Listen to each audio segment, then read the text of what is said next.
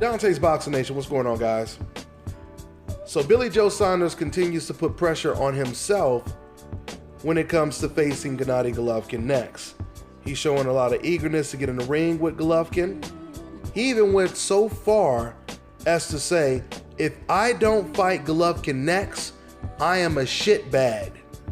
This is exactly what Billy Joe Saunders said. I'm quoting. He said this to IFL TV. I'll put the link in the description box. It was a long interview that he did with IFL TV. And, you know, this just thickens the plot, right? There's no doubt about it. You put that kind of pressure on yourself, you have no choice but to take the fight. Now, where the conversation got a little conflicting is when Billy Joe Saunders, he did start saying, you know, I just got to make sure I get the right money. I'm not going in there for crumbs. It's so sad because normally when you hear a fighter say that, usually that means they're going to try to outprice themselves. But he specifically said in this interview, he's not trying to outprice himself.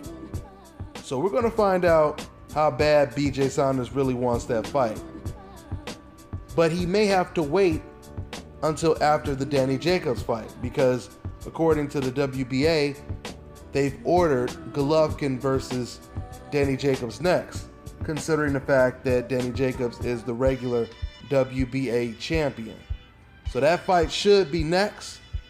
And that one right there, I personally would prefer over the BJ Saunders fight.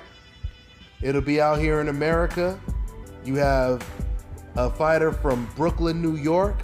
The fight would be in New York. That would be a huge event out here in the States. Now, Golovkin versus BJ Saunders, that's a good fight too, but I truly believe that Golovkin versus Danny Jacobs would be a lot more attractive. And with the type of styles that they have, Danny Jacobs, to me, Danny Jacobs, he has probably the same type of power, if not very close. I mean, if you compare Danny Jacobs to the other power punchers that Golovkin faced, like Curtis Stevens and David Lemieux, you'll notice those power punchers, they were shorter than Golovkin. When it comes to David Lemieux, he had a terrible defense, very one-dimensional, and he was gun-shy. He didn't want to let his hands go in the fight. Now, when it comes to Curtis Stevens, like Danny Jacobs, Curtis Stevens has already been knocked out before. But looking at his style, he has more of a short stature. He has a really good left hook, but that's really his best weapon. So with him being shorter and really only having that left hook, that is the distinction when you're talking about Danny Jacobs. Danny Jacobs is not shorter than Gennady Golovkin. In fact, Jacobs, he may be taller than Gennady Golovkin.